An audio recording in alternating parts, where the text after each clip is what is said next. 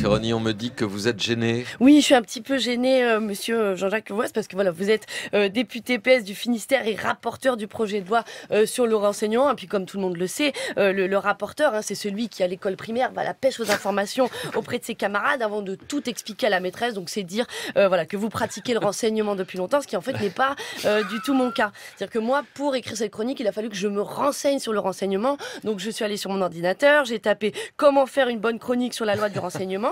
Et le problème, c'est qu'en plus d'afficher les réponses à ma question, en fait, il m'a proposé une promotion pour partir à Barcelone. Et ça tombait super bien parce que justement, moi, je voulais partir à Barcelone. Et du coup, j'ai complètement oublié que j'étais venue pour écrire une chronique et j'ai acheté un billet de train. Et après, je me suis demandé, mais comment il sait mon ordinateur que je voulais aller à Barcelone? Et là, je me suis rappelé qu'il y a un mois, en fait, je lui avais demandé ce renseignement du prix des billets de train. Sauf que lui, ce renseignement, comment dire, voilà, il me l'avait donné. Enfin, c'est ce que je croyais naïvement. Alors qu'en fait, ce renseignement, il me l'avait pas donné. Il me l'avait pris. Vous voyez, c'est-à-dire que moi, je cherchais à connaître le prix du train et en fait, lui, il avait enregistré comme quoi j'en cherchais un, comme la fois d'avant, où d'ailleurs, il avait gardé l'information comme quoi je voulais m'acheter un nouveau chargeur, comme quoi j'aimais les actualités scientifiques, comme quoi des fois en cachette j'écoute Skyrock. Enfin, quoi non, rien. Et du coup, de clic en aiguille, et ben mon ordinateur, maintenant, je me rends compte qu'il connaît mes goûts, mon sexe, mon âge, il me donne la météo de la ville dans laquelle je suis parce qu'il sait où je suis. Bref, il a plein de données sur moi, justement, parce que comme son nom l'indique, et ben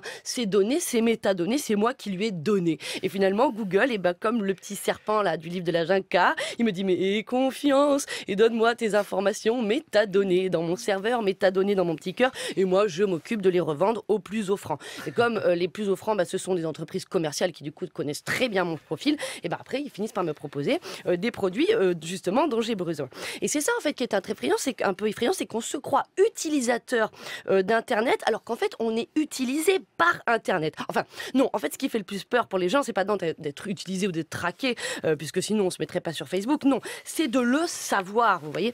Et c'est là d'ailleurs toute la problématique de votre projet de loi sur le renseignement, c'est faire savoir ou pas aux gens qu'on utilise ou qu'on traque leurs données de façon pas claire. Oui, parce que soyons honnêtes, c'est vrai que votre loi sur le renseignement, je vous écoutais tout à l'heure, il y a quand même des choses pas claires. Elle prévoit notamment une surveillance poussée en cas de risque terroriste, alors que pour déceler le risque terroriste, il faut quand même une surveillance poussée. Ou elle prétend à préserver le côté anonyme des données, alors que comme se le demande la CNIL, comment on va pouvoir permettre de préserver ce côté anonyme si justement c'est pour découvrir l'identité d'une personne supposée dangereuse. Et puis surtout, elle était censée nous protéger du risque terroriste, alors que désormais on apprend qu'elle va aussi permettre la protection d'intérêts économiques et industriels. Donc à ce stade-là, c'est vrai que ça devient un petit peu scandaleux, donc des gens vont s'y opposer. Et moi, ce que je vous conseille de faire, si jamais des gens vous disent « Oh là là, c'est horrible, vous allez ouvrir la porte à des pratiques scandaleuses », et ben rassurez-les et dites-leur « Non, mesdames et messieurs, ces pratiques scandaleuses ne vont pas arriver, car elles sont déjà là. Ne vous inquiétez pas, les services secrets les pratiquent déjà. C'est juste que maintenant, on va l'écrire sur un papier, d'accord? Donc ne craignez pas qu'on lise vos mails, puisque de toute façon, Google le fait déjà. N'ayez pas peur qu'on vous géolocalise, puisque Facebook le fait aussi. Et donc, si quelqu'un vous dit, comme à Facebook,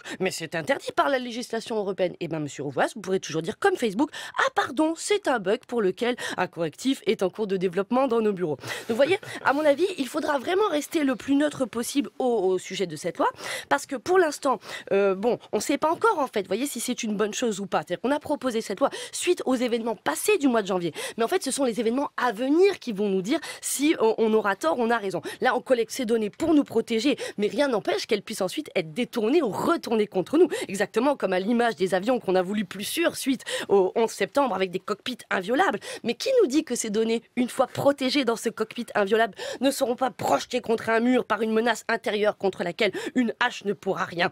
Eh bien oui, seul l'avenir nous le dira.